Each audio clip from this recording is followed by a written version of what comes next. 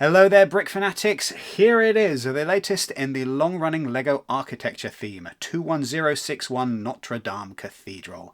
Isn't she gorgeous? Made up of 4,383 elements and telling a story that spans almost 1,000 years of history. This has got to be one of the most ambitious LEGO architecture sets to date, not necessarily in terms of size and scale, but in terms of how it goes about telling the entire history of Notre-Dame Cathedral, all while you're building the entire set. Now, LEGO architecture sets have something of a reputation for looking absolutely gorgeous and being very impressive and imposing in their size and scale, but often being a little bit repetitive to actually build. Certainly the worst offender for this is the Colosseum, for example, which is absolutely brilliant in terms of a piece to have on display and an absolute chore to actually assemble because you are constantly rebuilding the same chunk of Colosseum over and over and over and over again. I mean, to a certain extent, it's great because it accurately communicates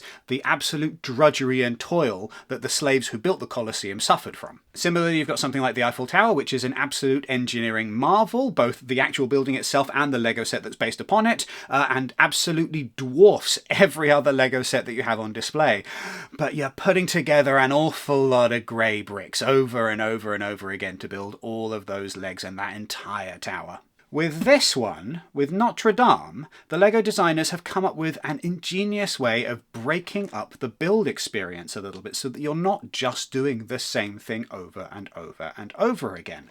If I flip this round, the first thing that you do with this, apparently, is build the cathedral as it originally existed in the years 1163 to 1182. You then move on and add to it as the cathedral was added to in real life between the years of 1182 and 1200. Then you move on to the 1200 to 1225 era, finally 1225 to 1786. They stopped there. They didn't do the 2020s era in which a large part of the roof has had to be renovated because of the big fire, but at the same time, this is kind of, as far as people of our generation on this planet are concerned, this is what the cathedral has looked like for most of our lifetimes. Supposedly, the idea here was to give builders the kind of working history of the cathedral as it changed and adapted over time. And hopefully, that also means that during the building process, things won't be quite as repetitive as they could be. Because yes, you are going to be doing a lot of the same thing over and over for some of these details, but you're pausing with each section to cover different parts of the design. Now, whether or not that works in practice remains to be seen, because at the time of making the start of this video, I have not built this. That being the case, let's dive in and go section by section, time period by time period, to build the Notre-Dame Cathedral. Right then, here is the first part of the build, 1163 to 1182. I've got to say, this thing is pretty brilliant. I think at this point, in retrospect, it was definitely not the right comparison to compare this to, say, the Colosseum. And certainly if you've actually just looked at this, you would probably agree that it definitely feels a lot more like, for example, a Hogwarts castle or a similar building of that kind of ilk, where you've got a lot of these tan bricks and you've got the kind of the design and the sculpture and the architecture here as a little bit kind of smaller and intricate and detailed. There's a fair amount of repetition involved, as you can see with, say, the flying buttresses up here, but that's no more than you would expect of any set of this particular design. And I've got to say, this does not feel like a particularly repetitive build because there's so much going on here that you're never really doing the same thing for very long. You'll have like, oh, put on 14 of these bricks, or oh, do this particular bit 10 times, but it's not overwhelming. It's never so much that you feel, oh, the drudgery of just endlessly repeating the same task over and over, because turns out Notre-Dame Cathedral is actually a pretty perfect building to be turned into a LEGO set. Like, there has to be something said here about the kinds of buildings that work best in LEGO architecture. You've got, for example, a pyramid, where the LEGO designers had to work really hard to try and make it interesting, Even though the Lego pyramid is something that I think literally anybody, when given a huge box of Lego bricks, will initially just start building. It's one of the first things that you think of. I'll make a pyramid. And once you do that, you kind of run out of steam, because apart from the big triangle shape, there's not really a lot going on there. And so the Lego pyramid set has been kind of fleshed out with a little bit of Cairo as well. And you've got the wonderful River Nile there and all the other little details, because the pyramid itself ain't all that interesting.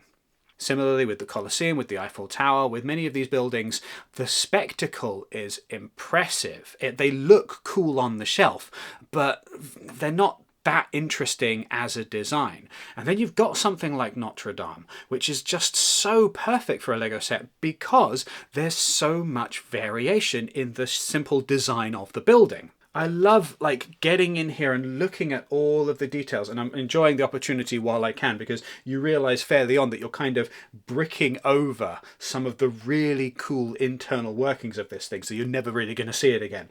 But it's just spectacular the way they've managed to really capture an ornate cathedral building with all of the little details, with these wonderful tiles on the floor, with the pillars, everything. It's so gorgeous, and it's something that you really only get to experience when you're building it, because once the set is finished, I'm never going to be able to look inside there again. So it's a wonderful opportunity to kind of just actually appreciate what's going on in there now while I can. But in practice, this means that because there's so much little detail in there, this does not feel like a boring build at all. It's full of little joyous moments. It's full of kind of exciting opportunities to just gaze at something from history and wonder, oh, I wonder how they did that. Which does bring me to one of my big criticisms of the set thus far, which is nothing to do with the build itself and everything to do with the manual. So with these kinds of architecture builds, there's often some preamble at the start. There's often kind of a talk about the historical context. Obviously, this set has been designed with that historical building experience really at the forefront. And the manual attempts to kind of speak to that by featuring periodically little notes inside, and you'll have seen these in various different manuals, but these little notes all highlight, oh, at this point in the construction of the actual building, this was what was going on. And so as you go through, you're learning little bits about the process of building the real cathedral as you're building the Lego one. And so you've got this note here, for example, at around about this point in the build, we've got 1163, that's the year. Elements of the floor plan are determined by a series of circles created with the help of ropes of different lengths attached to a stake at the centre of the cathedral. That's fascinating. So they came up with this floor tile design based on different lengths of rope that are attached to the centre of the cathedral with this. I want to know more about that. I want to know the process that led to the creation of this particular design. I want to kind of delve into that history. And unfortunately, the manual just gives you that one sentence and then it's moving on, we're going to do something else. So unfortunately, I feel like this really would have benefited from additional supplementary material. And absolutely, there would be a challenge to doing that with regards to language barriers, because ideally this set can go out worldwide and most people are going to get the same kind of experience. One of the benefits of Lego is that you don't need to speak a particular language to be able to put together a Lego set. And if the instructions have a lot of text written in lots of different languages, everything just gets muddled and cluttered. But I think of a lot of the Lego art sets, and in particular the one that stands out to me right in this moment is good old Hokusai the Great Wave, one of my absolute favourites, which has a delightful it's not really a soundscape, it's more of a podcast that you listen to while you're building, and you get a good solid hour and a half, 2 hours of just listening to historians talk about the build as you're going. And if you time it right, although this is not necessarily going to work for everybody, but if you time it right, they'll kind of be talking about the part of the build that you're working on in that moment as you're listening to it. And I absolutely feel like Notre-Dame would have really benefited from having this similar kind of podcast experience to go along with the building process. Now, this is a 4,000 piece build, so a podcast that was going to take enough time for you to listen to the entire thing while building would be a very substantial undertaking, and I understand that. But at the same time, for a build that is so focused on the historical accuracy of putting this thing together and learning about Notre Dame as a building, as a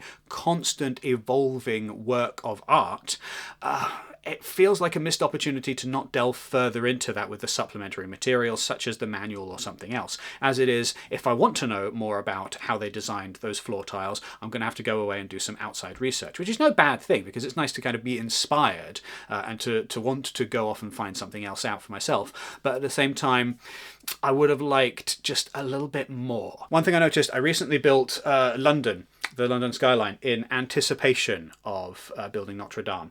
And the instruction manual for this one has several pages at the start talking about London and the history of the city and all of the cool different things. And you've got, Big Ben, Elizabeth Tower, and you've got, Tower Bridge, and you've got the London Eye, etc., etc. And it talks through all of these things. And of course, I skipped past all of those pages because I know London like I know the back of my hand, so I didn't really need a kind of a threadbare kind of whistle-stop introduction to all of London. But at the same time, when I then came to look at the manual for this one, I was quite interested to know more about Notre Dame because I'm not the world's biggest Parisian history and culture guy. I don't know this stuff. And then you get into the manual and it's like, oh, 1-2 pages, brilliant. Oh, and then we're building. So there's like 2 paragraphs here from Designer Rock, and there's nothing else. I would have loved a bit more meaty historical discussion or some additional learning on top of that. And I'm aware that that's a small thing to complain about with a set which up until this point I've really been enjoying. This is definitely, probably one of my favourite building experiences of the year thus far, and yet I would have liked it to really go a little bit further with trying to give us that history lesson wrapped up in a Lego set. Like, as somebody who's not a huge Parisian history guy, it's funny to look at this Lego set and realise that my closest frame of reference is Disney films. For example, recognising that the Hunchback of Notre Dame slides down some of these flying buttresses while singing Out There. And then, of course, knowing that they are flying buttresses because of Beauty and the Beast, and being aware that if it's not Baroque, if it's not Baroque, don't fix it. And yeah, you suddenly realise, hang on a second, as a British fella, I probably need to study up on my French history and art and culture and all of this stuff a little bit more, because Disney is not the best source of information for that. But neither, apparently, is Lego. Right, with all that said, it is time to move on to 1182 to 1200 AD, which is a larger chunk of history, and I will be interested to see how the building experience evolves over this next chapter of the build. Here we are then at the year 1200, and I've got to say, getting to the end of this segment of the build, I did think to myself, why are we stopping here? Because with the first chunk of the build, we built the groundworks and we went up and we did all of the flying buttresses, and then we did the roof on top, and then that seemed like a logical place to stop. And now, with the exception of hitting the year 1200 exactly, I can't see a reason why that was the point that we said, okay, time for a break, because it ain't done yet. Based on what's left in the manual, I'd say we're about the halfway point. I did think to myself, I kind of turned the page and then suddenly realised that I was in a new section of the build and thought, oh, okay, I wasn't expecting that. And so then put it down so that I could then take some photos and talk about it. There may be a historical reason for stopping at this point, exactly at the year 1200, but I don't know what it is. And so moving into the 13th century, it does just feel like we're continuing what was already started with the first little bit of this side of the Notre Dame Cathedral. Whether or not that particular moment of pausing makes sense from a historical building perspective, I don't know. Maybe there's an additional piece of information that I'm lacking. What is interesting, though, is getting to the point where the manual says, right, you've finished a chapter now, and thinking, okay, I'm going to take a break. Because the other side of this rather unique approach to building a Lego set is the pacing is very different to a standard set, where you can end up getting a bit bogged down in a normal set, especially one of this scale with, several thousand pieces, where you're not going to really want to do it all in one sitting unless you're an absolute masochist. But but you may just very slowly find yourself running out of steam, and you think to yourself, oh, I could do with a break. At what point is it a good moment to take a break? Normally it's between bags, right? You get to the end of a bag and you think, okay, now I'm going to pause for a bit. But that's not always necessarily as final as you might like, and it is easy to just kind of reach for, oh, one more bag, a little bit more than you should do. And suddenly you realize it's 2 a.m. and you probably really need to go to sleep. With this build, it's kind of nice that there are those moments where the manual says, right, you've just finished a chapter. You can put this down if you want to, or you can keep going, but this is a moment to pause and reflect on what you've already done. And I do think that's quite delightful, even at a time such as this, where it doesn't make a lot of sense for the construction of the build. But certainly just having those built-in pauses, it gives us such a different experience for a Lego set. Nothing overstays its welcome when you have these natural pauses in the progression. And even if all you do is just sit back for a second and admire your handiwork before reaching for the next bag, you have that little pause and that little moment of just kind of catching your breath. And I do think that that's an excellent thing that is lacking from a lot of larger Lego sets. It doesn't feel like quite such one giant big monstrosity as it does feel like a series of little chapters, little episodes in the process. I keep coming back to that word chapter, and I think it is appropriate because, you know, the Lego group often talks, many of the designers, they talk about how they want to tell a story through a build. And sometimes that story is easier to decipher for builders than others.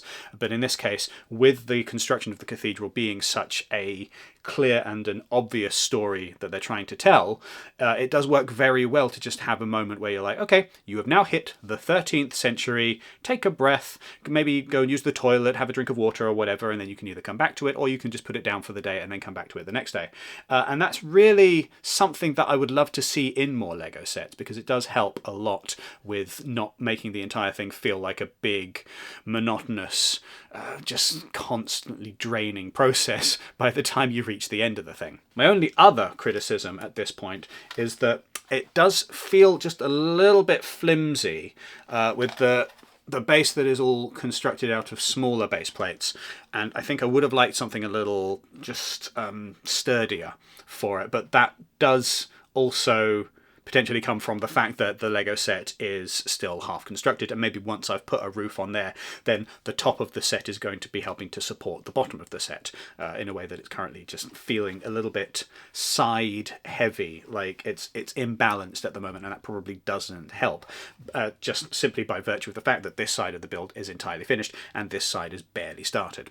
It's funny, I got to the end of this part and I thought to myself, do I really even have anything to say beyond, yeah, it's just more of what I just did. But thinking about it, no, actually, there were a lot of interesting aha moments from this that wouldn't necessarily have come out if I had built the entire thing in one go and then sat back and thought, now, what was that building experience like? So it's interesting going through it bit by bit and then having the chance to reflect, because not only is it maybe breaking up the experience a little bit more, but it's also giving me pause for thought and allowing me to really just think about what I've done and anticipate what's coming next. And what's coming next is the 13th century, 1200 to 1225, which is, 25-year period. So from the year 2000 to next year-ish in terms of my life scale. I can kind of make sense of that. The one after that, it's about 500 years, so there's going to be a bit of a jump there. So I'll be interested to see what this looks like once I've finished this particular time period before moving on to the next one after that. Let's go. The third section of the build is now complete. We are now up to the year 1225, and good news, first off, a lot of that wobble is now gone. It's absolutely very sturdy now that we've got more of the model actually complete. One of the challenges at this stage is a couple of times I've accidentally dropped stuff down into the roof, and yeah, that's hard to get out. That's harder than fishing a plectrum out of an acoustic guitar if you drop something down there. So I would recommend being very careful if you're building this when you get to that stage, because a lot of the wonderful detail in there, as I was afraid, has been blocked off so that you just can't access it. I think by the time this is finished, I'll have the opportunity to kind of peek through the doors here at the front, and that will be about all I'm able to see of the inside of the cathedral. So do bear in mind while constructing this one that It is only at points during the build that you get the opportunity to actually explore the inside of the cathedral. It was during this third stage of the build that I do feel the repetitiveness did start to kind of seep in a little bit more. Not terribly, it's still not hugely repetitive because there's so much different type of construction here that you're not doing the same thing over and over and over and over, but you do just kind of get a sense of deja vu and think to yourself, we're doing this again. Yes, I remember that from the first part of the build, especially along with the kind of the flying buttresses up here and a lot of the windows in particular, where you're doing like 14 plus of the little window pieces. Again, doing 14 of something is not a huge amount of repetition with Lego, especially when they're such small little constructions. So I wouldn't say that it's overly repetitive. It's just, you do get to a stage where you're like, okay, just more of this. And it's something to be aware of, not necessarily something to kind of count against the set. It was in considering this level of repetition that I thought to myself, well, considering the size of this set, it could be worse. I mean, I'm sure there are other sets of around this size and piece count that have more repetition. And then I looked at the current LEGO catalogue and thought to myself, actually, no, this is quite an anomaly in that it has this much repetition at this size, because a lot of the other sets that are vaguely in the same ballpark in terms of piece count, like Gringotts, for example, have a bit more variety and a bit more different types of builds within them. And again, Gringotts is slightly higher in the piece count, but then has just more going on in terms of variety of different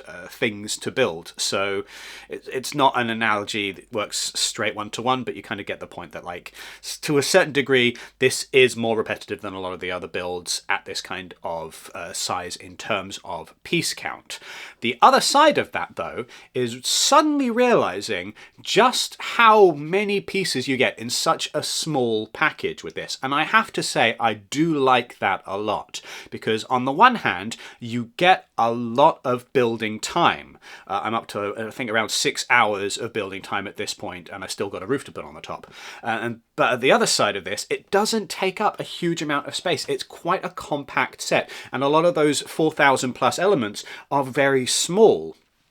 And I think that's delightful. I love a build where you have a lot of small Lego elements rather than a lot of large ones, because, for one thing, it feels like a more satisfying build to put together, where you're constructing in a kind of a denser space, and everything just sits together so nicely, and I really enjoy that. I think that might not necessarily be for everybody, but for me, certainly, having something in a compact and a very efficient package works really well. The other side of that is that once this is finished, it is not going to take up a huge amount of space in the home, despite being 4,000 plus pieces. And that is great, because space is a premium at the moment in this house in particular. And I think for a lot of Lego fans, one of the big challenges is just finding space to put a lot of Lego sets. So the fact that this one is such a big, dense, enjoyable build that will run for hours and hours, and then it's not going to be too hard to find a home for it. It almost fits into a Kallax square, almost. There's like maybe a centimetre or two that hang out there, and I get the sense that once I put the spire on the top, it's probably not going to fit at all. But that's the kind of space dimensions that you're looking at here. It's not massive once it's finished, considering that it has over 4,000 pieces. I consider that to be an absolute benefit to the set. Maybe you're the kind of person that would like to spend 4,000 pieces worth of money on a Lego set and then just enjoy the giant scale of the thing. But personally, the fact that there's so much building to be done, and the building is genuinely enjoyable if at times you're kind of going through the motions a little bit, but it's so delightful to build something this densely packed, this tight and focused, with this much detail, and ultimately one that will work as a decoration in the home without being the kind of focal center point of everything in the house. I do really like this one. I think it's fantastic for a lot of these reasons. In terms of criticism at this point, it's difficult to really say anything that I think doesn't work, because, I mean, obviously, if you're going into this and you're not too sold on the architecture theme in general, then maybe it's not going to be for you. At the same time, what it does very well, and I'm absolutely satisfied with it thus far. I do love Probably my favorite detail thus far are these window pieces, which just gorgeous printed elements that just go on there nice and snugly, feel really satisfying to put in and just look wonderful and delightful. I'm really excited for building the front of the cathedral up and getting that iconic Notre-Dame shape there. And yeah, I'm having a blast with this one, to be honest, and there's not a lot to fault it for, given what it is and what it is trying to achieve. Like, obviously, if I was comparing this to a larger build that takes up more space and I wanted more space, I wanted a bigger build, then this would, you know, not necessarily perform as well. If I was looking for a smaller, quicker, easier build for somebody who just wants something straightforward, then maybe this one is a bit complex for that. But in terms of having a nice, densely packed, fairly complicated and enjoyable, challenging build that doesn't take up a lot of space, that goes together quite well and doesn't feel laborious because of those wonderful breaks in the process, I think they've done pretty much everything right here.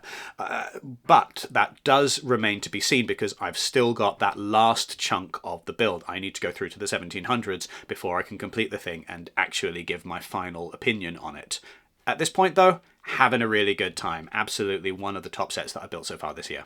Right then, so if I say this build gets more repetitive as it goes, you will probably say, of course it does, that's how repetition works, and that's fair enough. But what I mean is, it is only in the last few pages of the manual that you finally get the instruction to do something 30 times. Because this is a kind of build where, when you start, you think to yourself, oh, this is pretty good, everything's a bit varied, there's nothing that's too repetitive, you're not doing the same thing over and over. And as you go along, you suddenly realise that you're doing more and more of the same things over and over, until it finally culminates in the last few pages of the manual with some additional elements that need to be added onto the entire build that you possibly could have started doing at the beginning and just been doing in pieces as you went, but instead, because of that historical accuracy, you're adding on additions to the flying buttresses very late in the process that came at the last possible step of building what we think of as the definitive Notre-Dame Cathedral. That's probably my biggest complaint with this build, and it's really not that bad compared to a lot of other LEGO sets, especially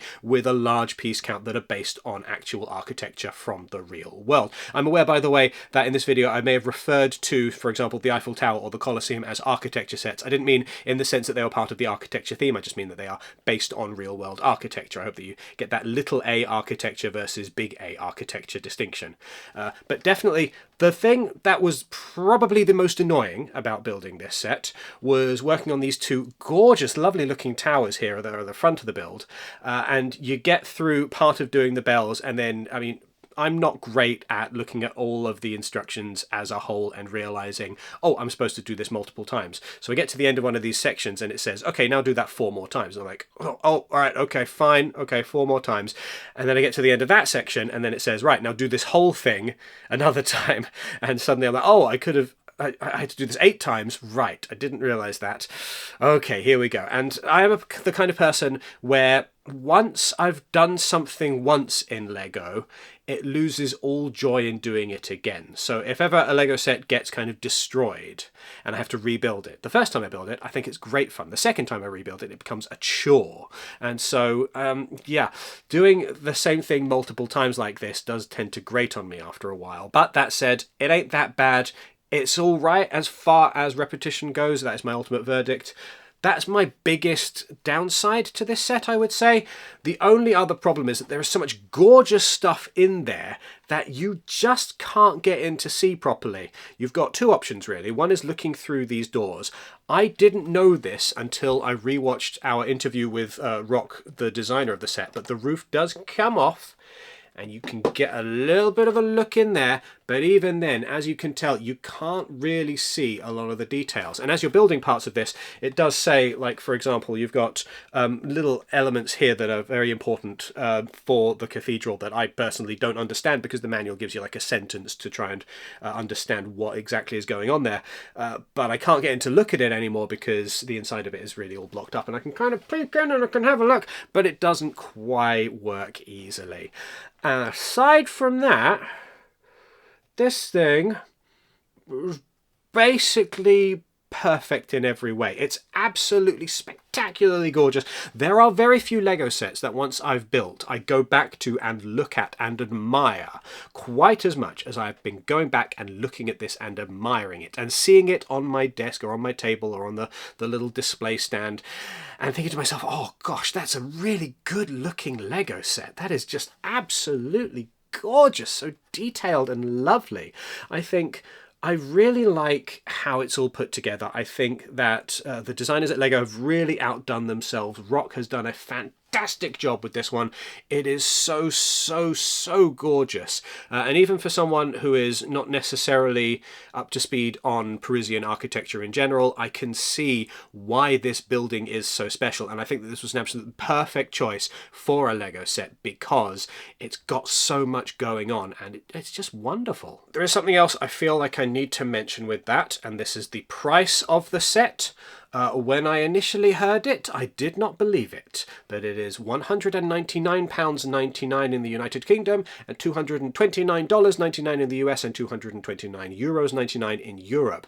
That is an absolute steal for a Lego set that is made up of over 4,000 pieces and will take you over 8 hours to build. It is amazing. That's such a good deal. I mean, yes, the fact that it is that cheap comes down to the fact that a lot of very small elements are used for this. If you look at the underside, you can see that even the base of it is constructed out of a lot of smaller base plates rather than one or two large ones, which would have done the same job. And I think that that definitely has had an impact on the cost here. So yes, the piece count is high, but the pieces are smaller, like pound for pound. This is probably not going to be the heaviest Lego set that you could possibly have at this size or at this piece count. And that's reflected in the price because there's just literally less plastic in here. That's actually really good for two reasons. One, keeps the price down, makes this set more accessible and more affordable, I imagine, to the many tourists who are going to be passing through the Notre-Dame area of Paris and who are going to be thinking to themselves, shall I get that Lego set? It's only €229. Yeah, go on then. And that's how a lot of these are going to be sold, because a lot of these architecture sets do very well as tourist kind of souvenirs for a trip to a particular landmark. So keeping the price down is great. The other thing that this achieves, which I really love, is the fact that this is a 4,000 piece Lego set, and yet it's fairly small. It's not going to take up a huge amount of space on the shelf. The obvious companion piece for this is the Eiffel Tower, and the Eiffel Tower needs its own space to be displayed because it's basically the size of a small Christmas tree, whereas this one can just be sat on a shelf on top of a bookcase or on a desk even, and it's not going to really get in the way too much compared to some of the other Lego sets at this kind of size of piece count. So you're getting a lovely, strong, really satisfying, really deliciously meaty build here. It's going to take you a decent chunk of time to finish. That build experience is then broken up into cleverly designed little chapters that mean that you're never feeling overwhelmed, and that repetition is mitigated or softened as much as possible. So the build experience itself is truly, genuinely delightful as you go through it. And then once you're finished with the set, it's not that hard to find a space for it, and all of this comes in a package of under £200, which is just wonderful. Just a really brilliant set. It's absolutely a fantastic package here as a commercial product, in a way that maybe some other Lego sets, you might look at them and you might think, that's quite a lot of money for what you're getting here. With this, you're getting everything that you would get from a bigger Lego set, and you're paying a much smaller price. And frankly, I hope the Lego group does more of these, because that's the way round I like things to be. The only real downside to that is the fact that a lot of these elements are quite fiddly to put into place. As said before, I had an issue of dropping things down into the roof and then not being able to get them out very easily. And there are certain other points where you're just like, oh, I've got to just kind of twist that and tweak it to get it into just the right place. And if I move it a little bit too much, my clumsy fingers are going to break something else off. So yeah, it can be a little bit tricky in that regard. This is a set, I'm aware, that is not going to be for everyone. Some people are going to look at this and just think, I'm not really that into architecture, or I want something with a little more whimsy and charm and humour and character to it. This is a very straightforward Lego set in that it is just a recreation of an iconic landmark. That said, beyond that, for like a quintessential Lego building experience for adults, I think this is an absolute joyous set. I think this is really one of the better ones that I have built. Not just the finished product, but the whole journey to actually construct it.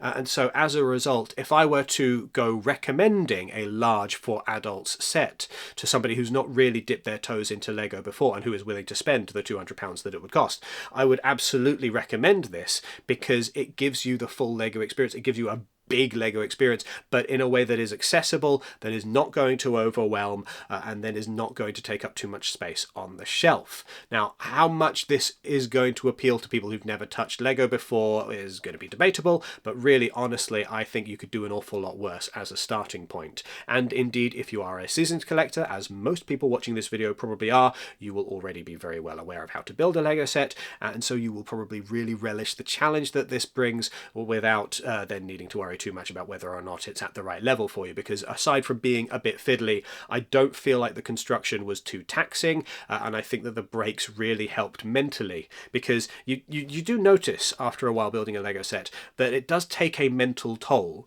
to put together, especially some of these larger, more intricate builds, and the way that this one is broken up really does help to mitigate that and to help you to return refreshed and feeling less just burned out or drained as the process goes on. So I would recommend getting this Lego set if you're on the fence about it.